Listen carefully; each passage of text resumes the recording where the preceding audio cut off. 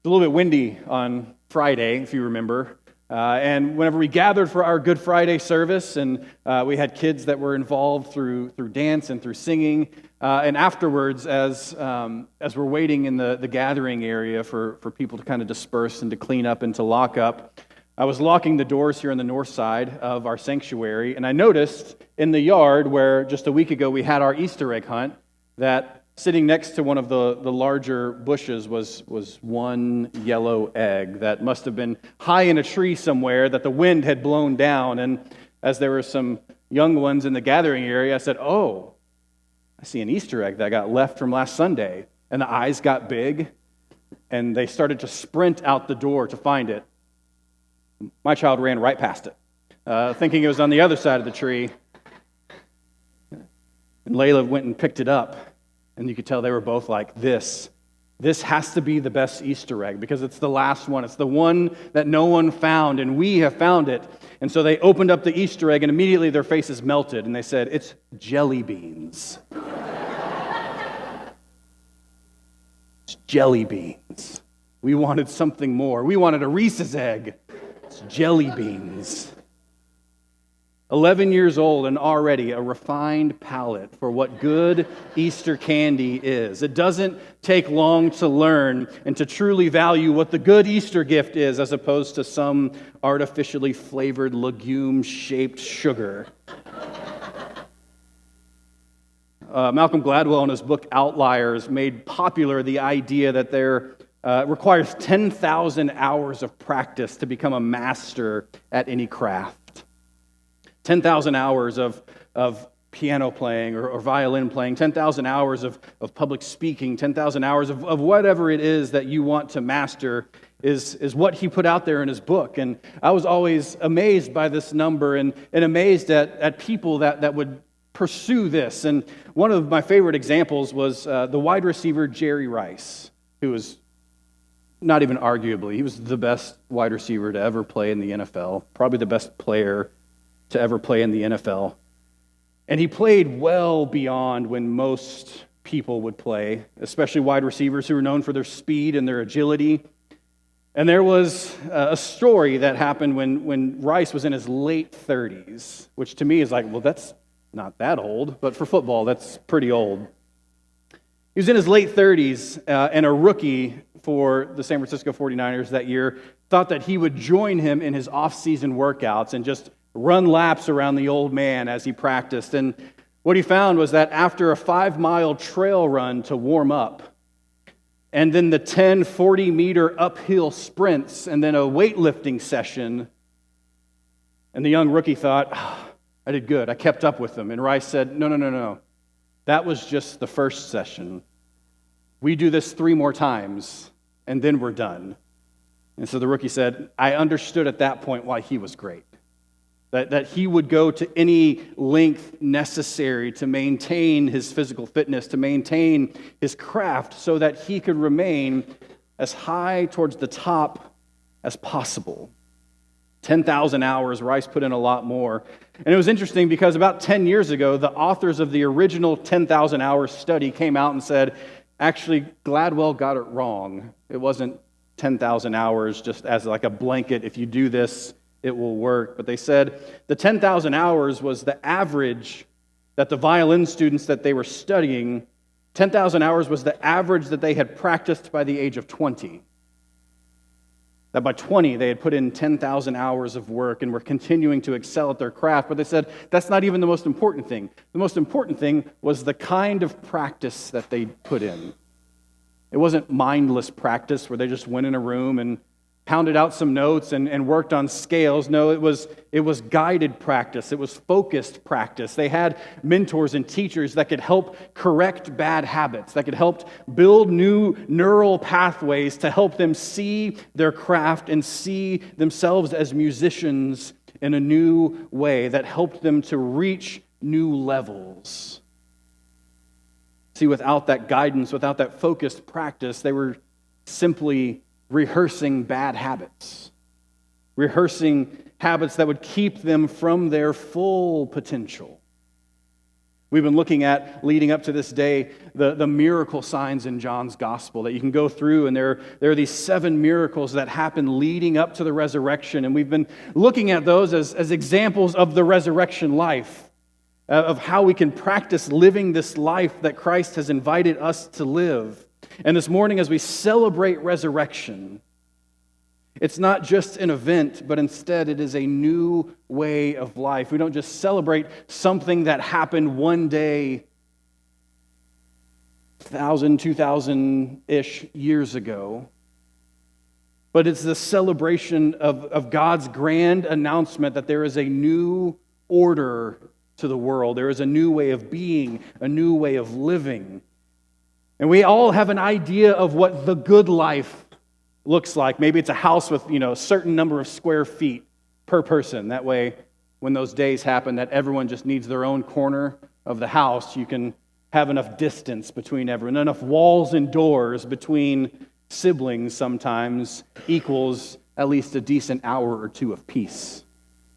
I know, I grew up with 3 brothers. Sometimes we needed different floors and doors for peace to exist. Maybe the good life is a certain amount of money in the bank or in the retirement account. Maybe the good life is simply just having food for the day. Maybe the good life is a career or a certain amount of prestige or a certain amount of influence that you might have. We all have an idea of what the good life is. And we spend way more than 10,000 hours practicing and training our hearts on what we truly love. Because whenever we boil it down, whenever we dig underneath the surface, whatever we think is the good life is always centered around the thing we love the most.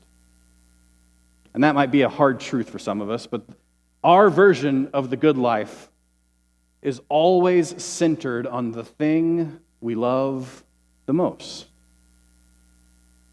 Our deepest desire is the one that is manifested in our daily habits, in our daily life. For some people in the world, it is the security and the prestige that can come from money. That if we can earn more and we can have more, then we can spend more and we can have those moments of happiness and joy because money provides us ample opportunities to care for those that we love, to provide food and shelter and clothing. And it also provides opportunities for us to be generous, but it also provides a great deal of security, knowing that worst comes to worst, at least we can take care of ourselves. It's power, it's security, it's opportunity. For others, there is this great joy and love in knowing, in our intellect. To know more is to be more and to prove more. That our intellect allows us to rise above our station in life. Or maybe you are a little bit like me and you just like a good debate. Not an argument, but a debate. Especially if you crave intellect and knowing, because then you can prove how much you know and you can win those debates more often than not. And I'm competitive and winning's fun. So sometimes that craving for intellect is a craving to prove ourselves and to prove our worth. For others, it might be an image that we project, that the clothes we wear, the way the hair looks, the car we drive, the image of ourselves that we project to the world can impress and it can wow and it can attract and it can give us these opportunities that we maybe wouldn't have had otherwise. For some, it's our morality. That, hey, I do the right thing. I'm a person of integrity. I check all the boxes and I make sure that the I's are dotted and the T's are crossed, that if I am good, then I can deserve more and I can prove more. If I am good, then my self-discipline is something that I can hang my hat on and say, at least I did my part. And for increasingly more of us, it's this idea of comfort. That there is so much anxiety in our world and so much anxiety in our lives that the thing we want to chase most is just a moment to breathe and to relax. And so we chase it day after day after day. which means that we look to relax and maybe to delay hard decisions or maybe to avoid difficult conversations so that we can simply find a reprieve from the world. The thing that we love is at the center of what we believe the good life to be. Yet whenever we read the passion account and the resurrection story in the Gospels, we are invited to recenter our life. To recenter our life on this grand announcement that God makes through Jesus of an empty grave, of a hell that has been defeated. I love John's gospel account of the resurrection. There's a few things that I really love. Again, as a competitive brother, John's just petty enough to make me smile. I don't know if you caught it or not, but whenever the disciples first hear about the resurrection, we're told that John and Peter take off running towards the tomb, that Peter leaves first, and then John has to add the detail, but he got there second. Peter left first, but John, a little bit younger, maybe a little bit faster, maybe he stretched beforehand. John got to the tomb first, but they both find it empty and they both are confused. They both don't really know what to make of it. And so they leave. They return. Yet Mary is still there at the tomb. She also doesn't understand what's going on, but she remains at the tomb. She's wondering what's happening. And I love the line that happens whenever she meets Jesus. See, there's these little details that happen in the Gospels that if we rush past them, we miss a lot of the depth that the Gospel writers are giving to us. Because we're told that whenever Jesus is talking to her, and she's like, they've taken my Lord and Master, because she thought he was the gardener. Because Jesus was laid in a garden tomb that Joseph of Arimathea had gotten for Jesus to be buried before the Passover feast began. A tomb in a garden. And so when Jesus and the resurrected Christ walk out of the garden and begins to speak to Mary, she thinks he's the gardener, the one who's just tending to the grounds. See, Jewish writers like John did things like this all the time in their writing. They record what seems to be random details, but it's in the random details that we find layers of meaning. See, in Genesis chapter 2, 1 and 2, there's the story of God placing the first people in a garden. And what happens to this garden and these people is that they choose to live a life outside of the life that God invited them to live and the life that God made them to live, and they lose their place in the garden. Death enters the picture, and paradise is lost. John tells us that Jesus is buried in a garden tomb, and Jesus is mistaken for a gardener. John wants us to see a connection between the Garden of Eden and Jesus rising from the dead in a garden. There is a new garden being planted. There is a new Adam on the scene, that Jesus is the one reversing the curse of death by conquering it. Not by avoiding it, but by facing it. As one writer put it, it was impossible for death to keep its hold on him. He's doing it in a garden. He's reclaiming creation. He's entering into it. He's restoring it. He's renewing God's plan for the world. Jesus is God's way, God's sign of refusing to give up on his dream for the world. Jesus is God's way of refusing to give up on God's dream for the world. Jesus didn't come to conquer sin and death so that we could invite Jesus into our life. Jesus conquers sin and death so that we could be invited into his life.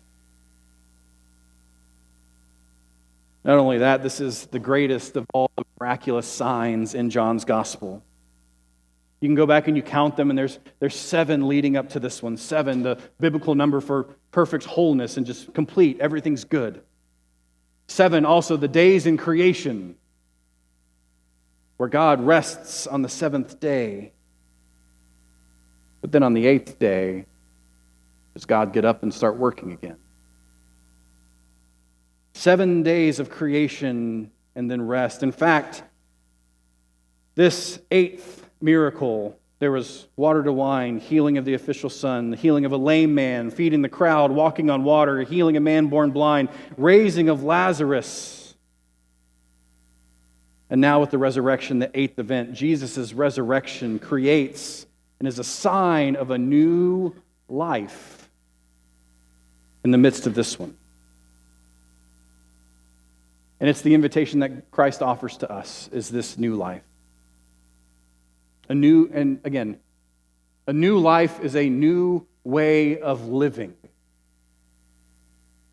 New life means a new way of living, not I'm going to think about this one thing, or I'm going to show up to church, I'm going to nod my head in agreement of this one thing, and then go back to a life that looks no different than it did before. The invitation to a new life in Jesus is literally living a new way. The only problem is that our hearts have been trained over our lives to believe and to live something different. Our hearts need to be recalibrated. Here's what I mean. In 1914, not long after the sinking of the Titanic, Congress convened at a hearing about another tragic naval accident. In January of that year, in the thick fog off the Virginia coast, the steamship Monroe was rammed by a merchant vessel called the Nantucket, and the Monroe eventually sank. 41 sailors lost their lives in the frigid winter waters of the Atlantic. And the captain of the Nantucket, Osmond Berry, was arraigned on charges, but it was the captain of the Monroe, a guy by the name of Edward Johnson, who was grilled for 5 hours about the incident. And during this time, it was discovered that Captain Johnson navigated his vessel with a steering compass that deviated as much as 2 degrees from the standard magnetic compass. He said the instrument was sufficiently true to run the ship. It had done so for his entire year of captaining the Monroe, and so he assumed that it was just fine. Said it was a custom of the masters in the coastwise trade to use such compasses. The steering compass had never been adjusted, and it was the faulty compass that set him off path just enough to veer into the path of the Nantucket. He thought it was good enough, but it proved to be otherwise. Our hearts, like that compass, guide us towards whatever we love the most, guide us to the center of what we believe the good life to be. And when we need to recognize that the loves that we find at the center of that life are things that we have learned to love. Because when children are born, they love mom and they love dad. And they love a meal and a nap. And they love to be clean. But that's it. You could put a penny and you could put a $100 bill in front of a child, and it's no different to them. You could have 1,000 people gathered around them, or you could have those 2 people gathered around them, and it's no different to a child. The things we love, we have learned to love, which is good news, because that means we can learn to love again. We can learn what it means to love. We can learn what it means to love the resurrection life that we've been invited into. We can learn what it means to love as Christ has loved. We can learn new habits and ways of living that centers Christ in our life, where we pursue Christ as the center of all things and Christ as the center of all people. We learn to love not by acquiring knowledge and information, but we learn to love through living. We learn to love through focusing our eyes on the thing we love. And we learn to love by remembering. Because here's the truth, is if we worship money, and if that's where we find our meaning, the reality is that we will never have enough, because it's a false god that cannot satisfy. If we worship power, then we will always feel weak and afraid, and we will always need to prove our power over others, because it's a false god that's not worthy of our life. And if we worship our image, our allure, we will always feel ugly and unsure. And when time and age start to show, we will die a million deaths before we are eventually placed in the ground. And if we worship our morality and our righteousness and our piety, we'll always feel unworthy of love.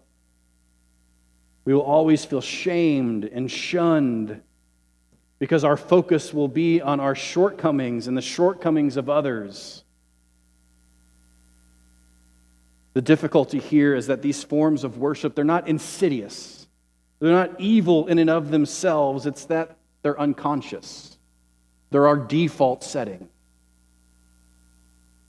They're the kind of worship that we just gradually slip into day after day, getting more and more selective about what we see and how we measure value without ever being fully aware of what we're doing, without ever being fully aware of what we're loving. Our hearts need to be calibrated to resurrection. But most of us have simply settled for resuscitation. See, Lazarus was resuscitated because Lazarus eventually dies again. Jesus was resurrected. The difference is that when things get tough and when we've had one of those days that lasts for a month, I think we call it January, when our relationship is on the rocks and when hope is fading, where do you turn? When life is at the bottom, where do you go? Is it an escape path where we exit reality through drinking or sex or work or literally, physically, emotionally leaving to avoid an issue? Is the way that we deal with our anxiety or our pressure or our pain or our doubt or our disappointment, does it lead us into a new day, or is it simply resetting a cycle that will continue to repeat itself over and over and over again? Because resurrection is God's announcement that a new day has come, a new life has come. But for so many of us, we've settled for jelly beans, when God has Reese's eggs abundant, waiting for us. Paul says it this way: the same Spirit that raised Jesus from the dead lives in you. The same Spirit that raised Jesus from the dead lives in you. Remembering is a core practice of our faith.